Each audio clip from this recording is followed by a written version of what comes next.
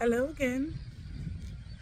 I'm out in the park, and every single time I always delay myself um, in a moment, and right after I get here, I'm like, what the hell was I hesitating for? It just feels so much better being outside and being amongst the trees. Now, I don't mind filming a video in my place, in my home, but this is a whole, I don't know how to explain it to you. The serenity and peace I get from just being out here. Let me tell you. One of my students asked me, even though they don't even live here, it's like, how do we find you if we wanted to meet you in the park? Like, first of all, this is supplemental to what we already do.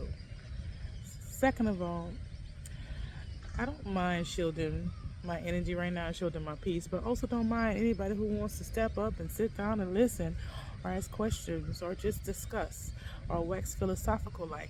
I don't mind that. But I felt that I was making myself too open and too available. And that might change. And I'm still in the park, I'm still in the public park.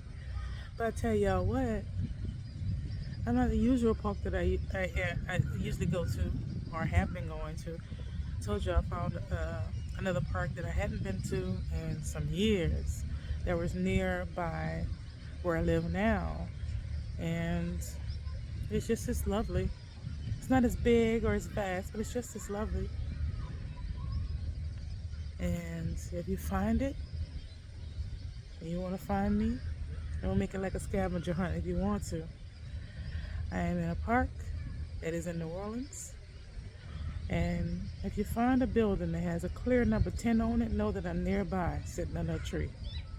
That's all I can tell you. Because I go to the same building go by the same building every single time I've come out here. Not every time I come out here am I going to speak or create a video, right? Sometimes I just be here. The beauty of the sounds, unencumbered by anything else other than birds and wildlife and kids in the distance playing. And sometimes it's not many people out here, but still there's water features and a lake nearby where I'm sitting. It's really nice. Anyway, one of the things I want to talk to you about, not one, but I have a few things I want to talk to you about. Give me a moment. I'm sorry, I'm still enjoying. Anyway, there's still people I'm feeling and experiencing that are having difficulties and challenges with just understanding they're doing the best that they can every single day, and that's okay. And also, sometimes it's okay knowing that you are present and aware yourself. I think sometimes there's been a signal, especially again over the last 4 years, that you always got to be doing something in order to be relevant, in order to be somebody. You're already somebody when you wake up. Only thing you got to do after that is decide what somebody you're gonna be, what kind of somebody you're gonna be, and that's dealer's choice right there. Okay. But I was asked a very specific question, so I'm gonna go ahead and answer it. How do you cope when things seem impossible? How do you manage? How do you put one foot in front of the other? And the truth be told, it's not always a simple answer, but I had a little help. It's always a difficult circumstance or lesson sometimes. Mr. Rude back there that teaches me these things or have taught me these things. But it just came to me out of nowhere to answer that question with a story. So, you ready? We got story time. So, this story time happens probably around 2004. So, it's been a while.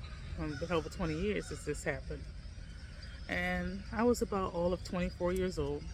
I, I was just finishing up um, completing medical assistant phlebotomy as well as medical office stuff like this.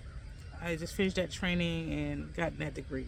This is back when associate's degrees meant something, child. I don't think they mean anything anymore. I would hope and like to think that they do, but sometimes I don't know. Anyway, we're gonna stay on the path today. We're gonna at least try to stay on the path while we telling this story, y'all. Cause you know my brain likes to squirrel sometimes. We are having a difficult time as a family, me and my little bitties. And my little bitties, the oldest one may have been 6 or 7. I mean, the youngest one was like 4. Okay, maybe 3.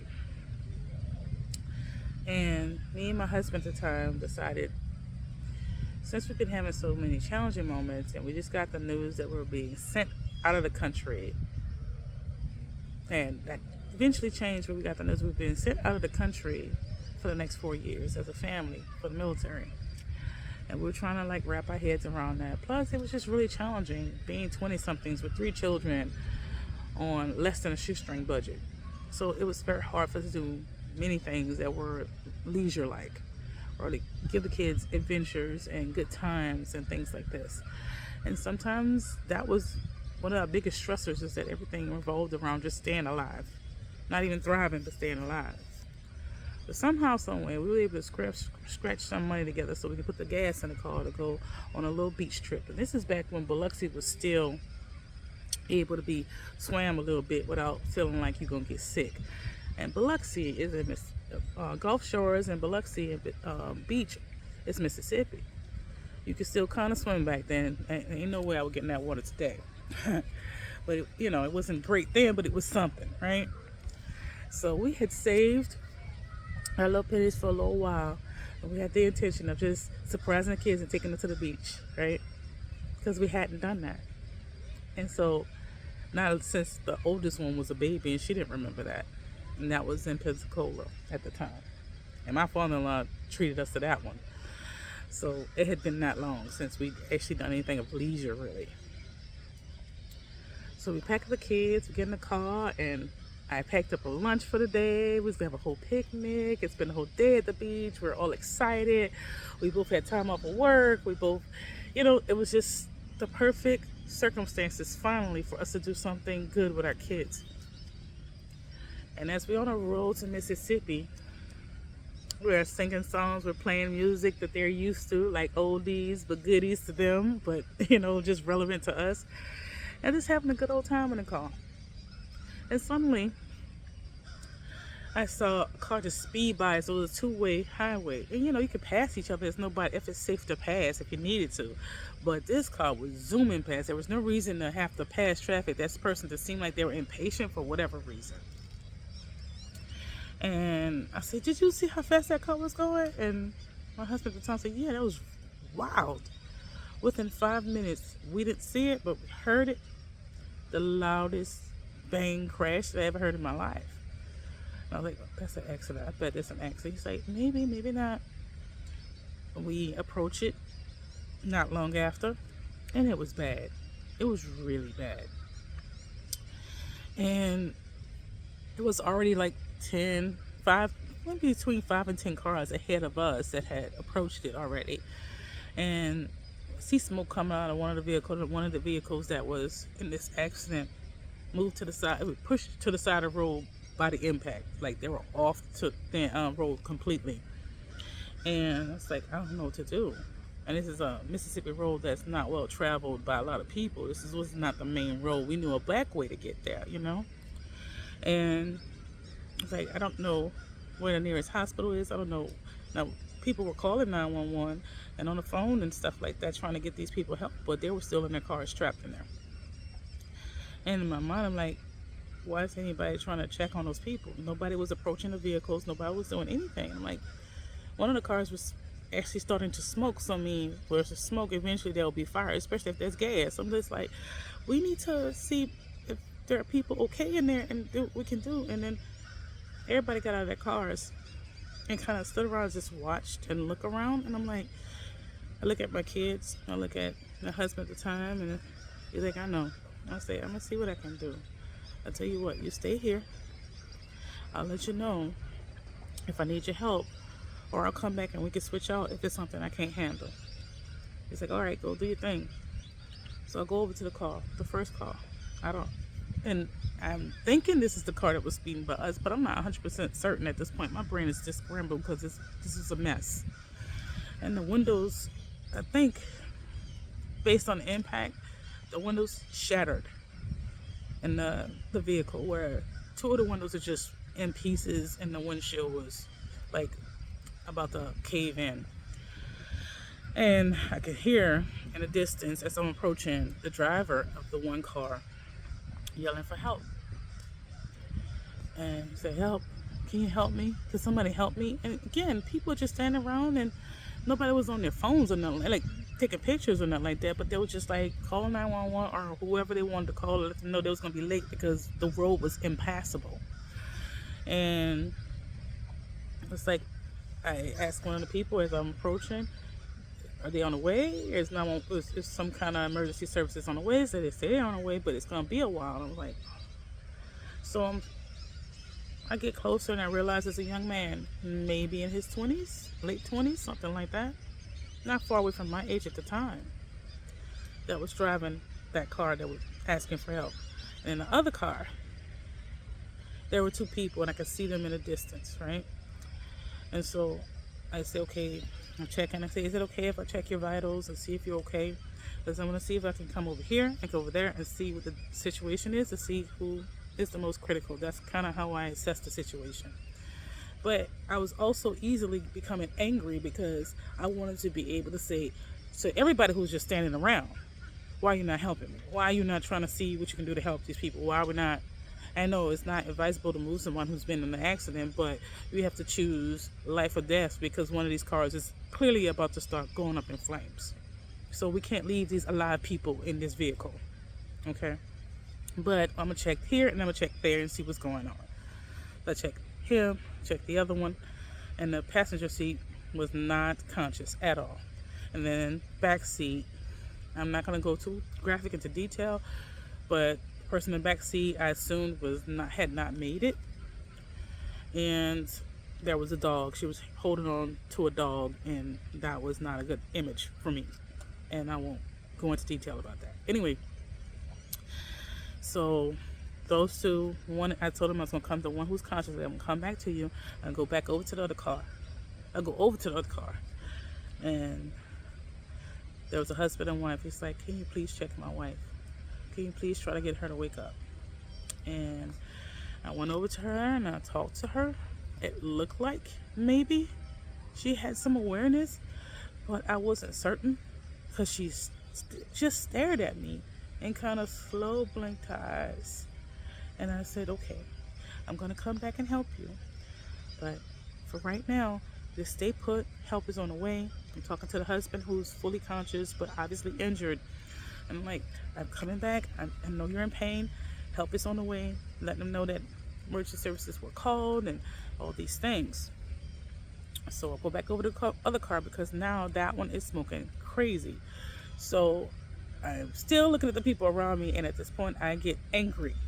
I mean, so angry I'm just like starting to cry because I'm like, while I was over at this other vehicle, y'all could have been helping. Why are y'all standing around? And it just looked like they were petrified, like they were scared to do anything, or maybe just never been placed in a situation like that, so they didn't know what to do or if they should do anything. And I think people are concerned about being sued and all kinds of things, right? So I'm like, and at this point, outside of a couple of the passengers of the vehicles that were involved in the accident, most of these people are older than me. And I'm like, why is nobody doing anything? So it's like, I went back over to the car that was smoking. I said, I'm coming right back. So I'll go back to my spouse and I said, listen, one of these cars is on fire. And I'm asking him because he's in search and rescue. So they have to have these first aid training as well. And so we're discussing the best strategy to do whatever we need to do. But I didn't want my children to see any part of that, right? And we were trying to decide which one of us would probably be the best person to go and help the ones in the car that was about to catch fire. He's like, well, I'll stay here and guard the children. You're probably best equipped to provide any kind of CPR first aid because you recently got certified. Like, we're doing this whole conversation, we're doing it quickly. I run back over to the car, and now we have black smoke popping up. And I'm like, that's not good.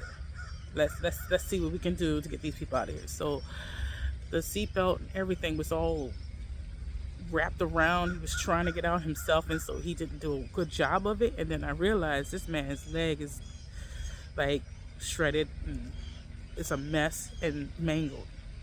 And he was trying to get himself out because now he's scared and nobody was helping him. So me at the time, again, all of 24, female, and this is a male that's probably a little bit older than me and taller than me and bigger than me. I am literally, the door won't open because it's jammed shut, carrying this man across glass that is broken up and in pieces, and putting him over me so I can carry him out of the window to get him out this car.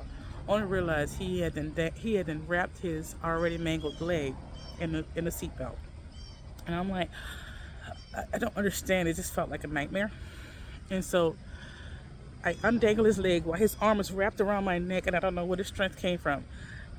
His arm was wrapped around my neck. I undangle his legs. And again, these people are just watching me do this. And I was just I was sad, I was scared, I was angry, frustrated, but determined.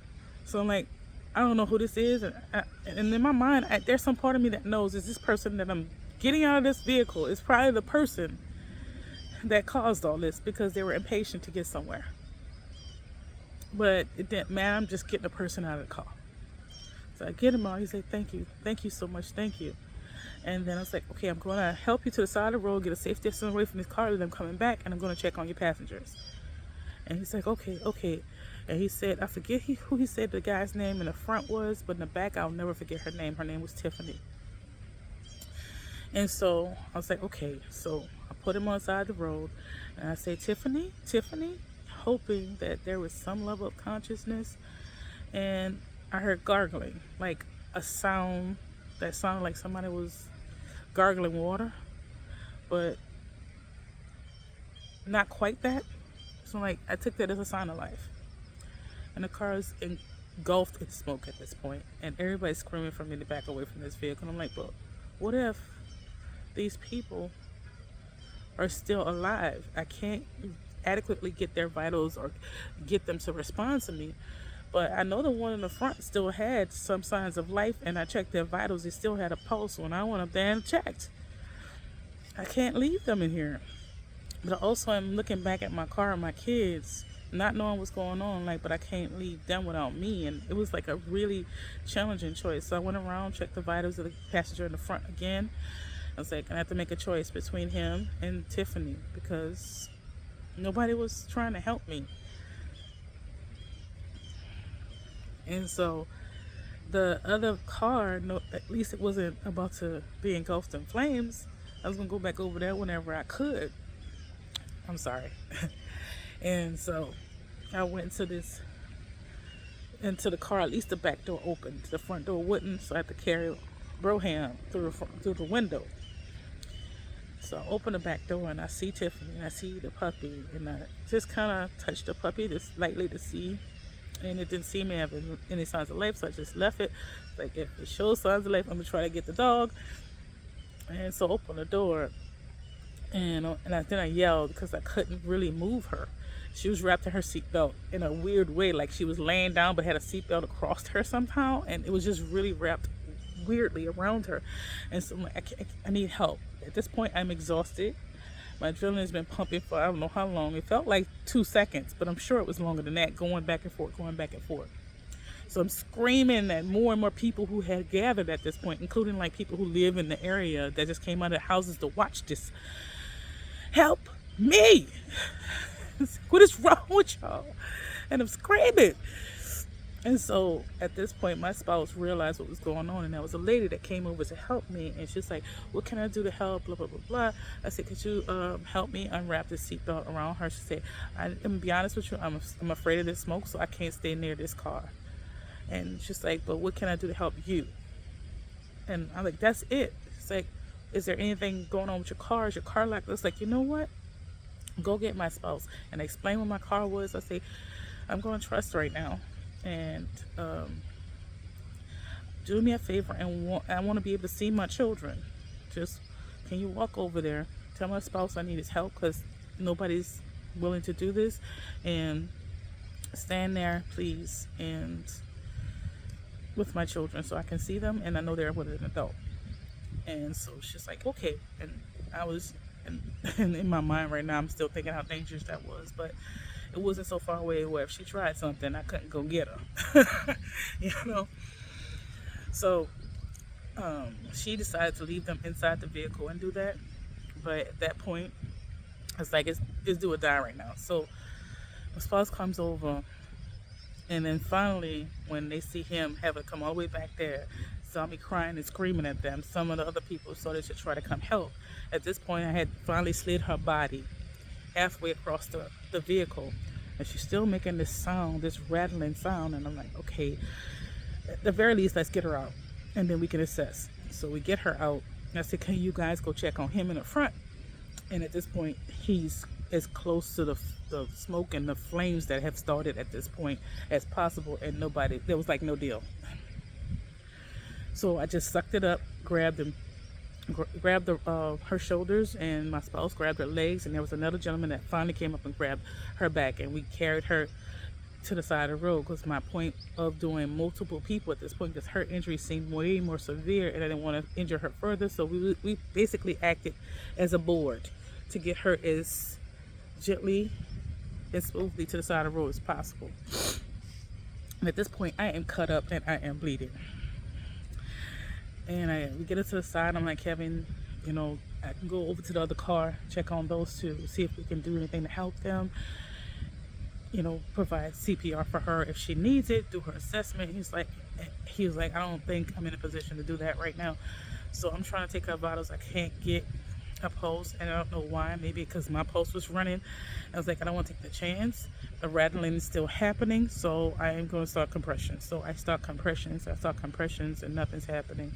And then suddenly, out of nowhere, after about, I'll say 2 or 3 minutes of doing compressions and CPR, her eyes just kind of went to the side like this, looked at me, and then the rattling stopped. Like, she stared at me, which felt like she was looking through me, and then she was gone. I felt it.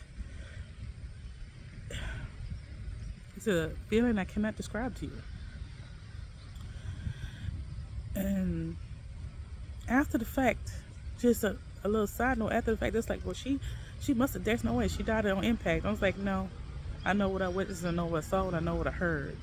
It'd be different if it was just a death rattle.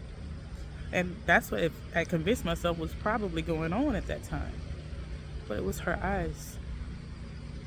When she looked up at me and looked like she stared through me. And that last breath was not a rattle. Give me a pause. Somebody's ran on one of those parked vehicles. I needed a moment. I needed that. You know what? It doesn't really impact me all that much this many years later, but I don't talk about it very often. And trust me when I say at the end of this, hopefully you trust me at this point, when I'm done with this story, you'll understand why I'm telling you this. But at this point, that last breath, it just sounded like, and that was it. I'm like, all of that. And I was still angry at this point at everybody who just stood around and watched this going on. I go over to the other car, and I still wanted to do compressions, and my spouse just grabbed my hands like, nah, she's gone. He knew it, I knew it. He saw it, I saw it. I just didn't want, you know? Because this girl looked like all of like 15 years old. I go up to the car, and I check on the spouse. It's like, now don't worry about me.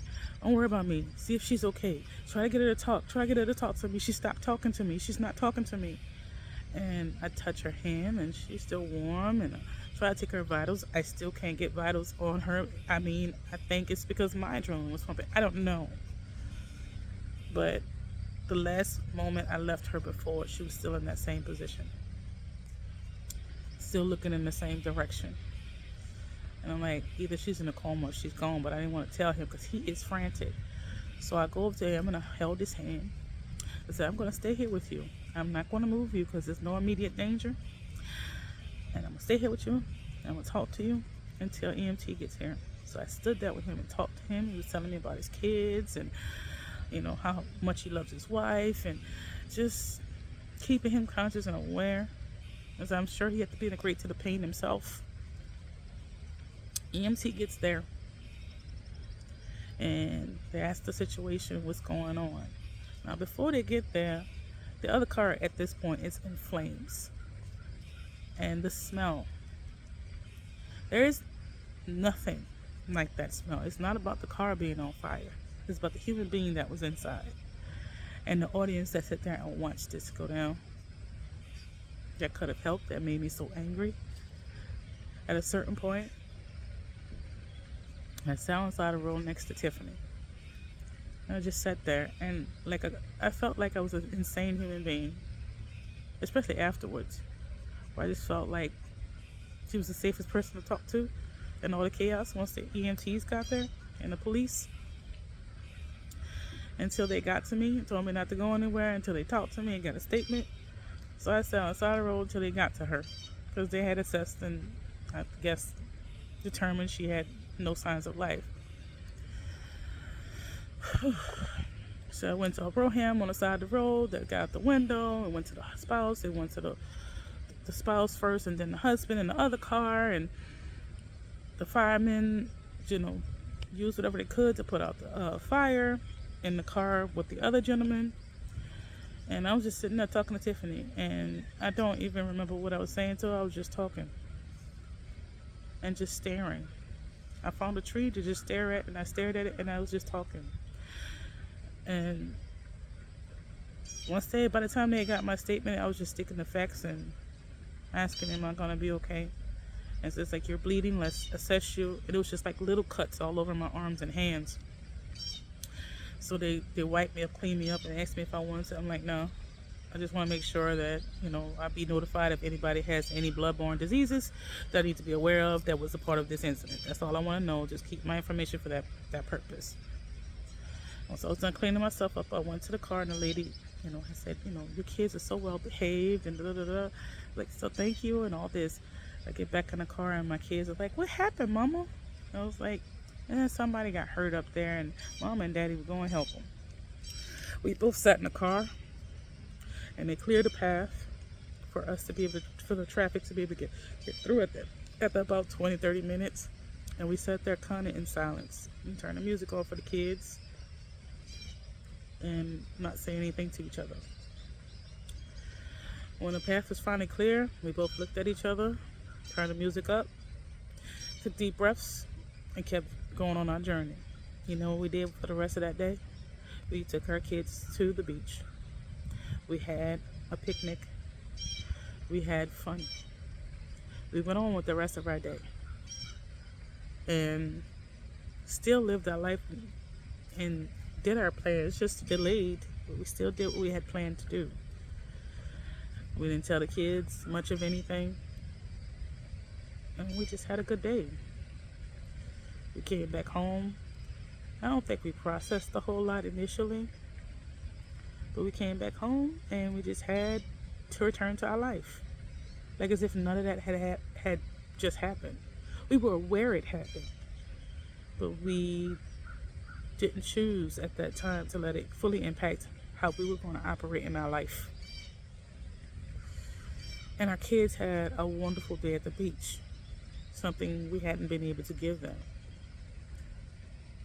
because we chose to continue on with our plan. That was a joyful plan, that was a family plan. It didn't mean that the days after that it had some emotional impact, and especially once I found out that that young lady was about 17, I think, had just had a baby. I mean, brand new baby. And so that broke my heart. And that the father of the child was who was in the front seat. That broke my heart. And the guy in the other car, I don't know why this is affecting me. It's been 20 years. The guy in the other car had two small children, and the wife didn't make it.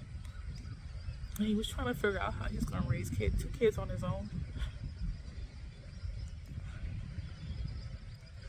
And he and I, for probably a month or two after the accident, just kind of kept checking in on each other. I even offered to babysit his kids if he needed a break. And he's like, I don't want any time away from them if I can manage it. And he was still recovering physically himself.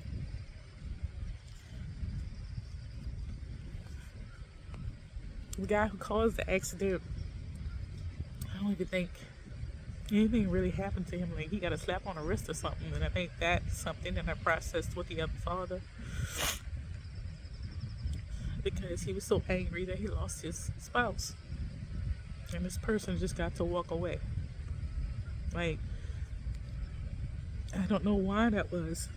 They didn't ask for my statement as a part of the case, which just seems so odd to me since I told it everything I witnessed, including him speeding. But and that angered me too, but I had to let it go. I don't regret helping him out of that window. He's the only one in that whole situation that really got out unscathed, really. He had some scars on his legs, I'm sure, but he didn't lose anything. Everybody else in the situation lost something. Do I regret helping him? No. He was a human being. Even after what I know, he's a human being.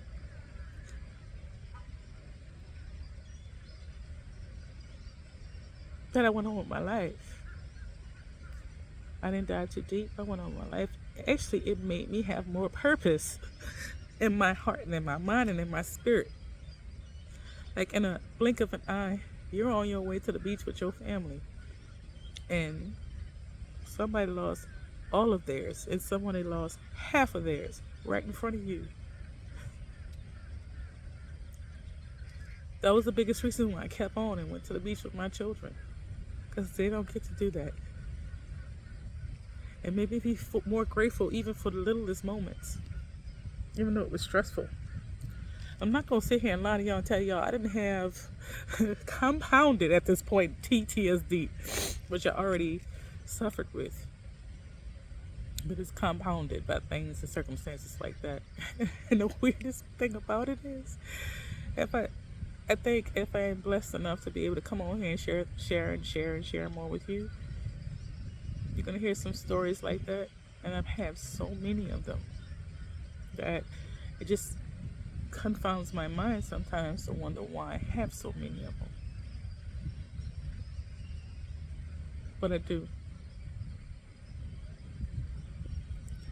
Or I'm sat with someone and know the exact moment they're about to expire, and I'm just talking to them. And it's challenging. It is. But for some reason, I feel like they still deserve to be treated like the living, a little, like even for a few more minutes.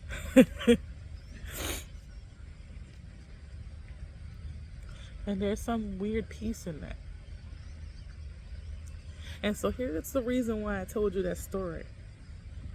And my apologies if my tears impact you negatively. That's not the intent. I told you that story because so many hear bad news and think that's the end of the world. And I understand. It's socialized to think that when bad things happen or things that they're disagreeable to our experience happen, that we must go into panic. We must go into a spiral of anxiety, depression, and shame.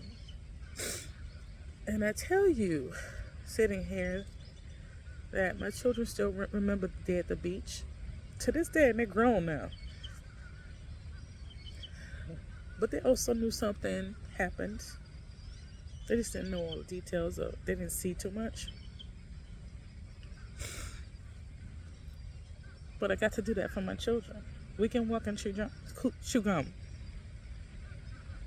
In other words, we can be aware that some things are not as we want them to be, while also live and enjoy at the same time. Finding a way to continue to put one foot in front of the other and find joy in it.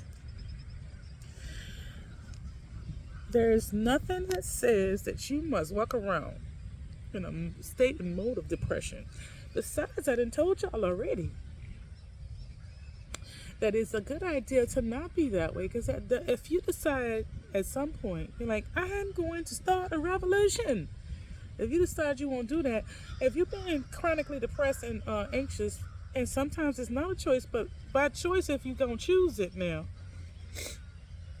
what you think that's going to do to your physicality, your spirituality, and your mentality? Come on now, let's use it as a workout. Joy is a workout at this point. Joy is pumping up your muscles, metaphorically speaking. This is me encouraging you, despite how you feel, to go out there and be joyful. But also, it doesn't matter. You might say to yourself, one of the reasons why I told you a little tidbit that I do not regret helping him out of that window, even despite what I know about him. And there's more details I know about him that I'm not going to share. But he definitely caused that. And he definitely, from what I understand, never really had to answer for it. And I still don't regret helping him. So I'm telling you that little tidbit so you can understand that we ain't got to hate nobody. We can understand where they are and still realize our own humanity.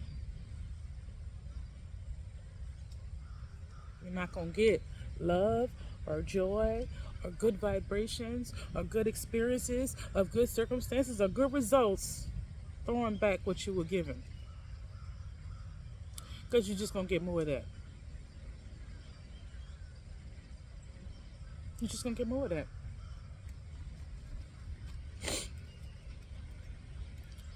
So, be creators, like truly create. Y'all don't realize, some of you have a blank canvas to create with. Wash it clean and start from fresh. How do I create the best reality for myself and potentially others around me? Regardless of what anybody else is saying, or regardless of what everybody's reporting, because I know a lot of people out there saying, buy this, be afraid of that. That's most of what I see sometimes in the public zeitgeist nowadays. Buy this, be afraid of that. And hate these. Whether it be people, places, or circumstances.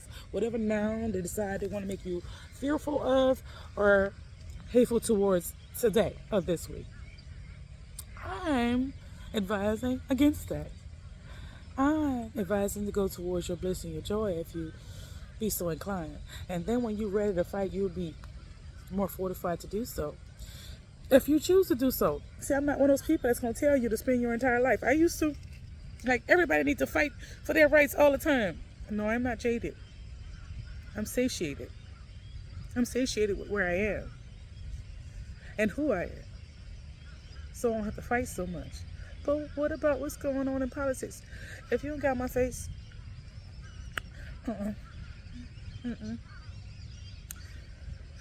what's right before me, in front of me, around me? I feel that creation is within me and all around me. And then you can go ahead and steal that and take that thought to creations within you and all around you. And if that is the case, then I fear nothing. Now, understand, y'all can go ahead. One of my pixie demon friends, she loves it. I am gonna have ominous, I forget what she said, ominous platitudes or ominous something. I forget what she said. You better have a good day. Have a good day or else. And I was like, I will have a good day. And then she'll feed us soup. Or give us some vegetables or fruit or something, right? She swears she's just the darkest night. I'm like, you're the sweetest angel baby I've ever met, probably in my whole life. I always find a little pint-sized demon children that really think they're so dark and they're the sweetest little people I've ever met. Anyway, you have the day you deserve, but I hope you understand I want you to have a good one. Anyway, y'all loved.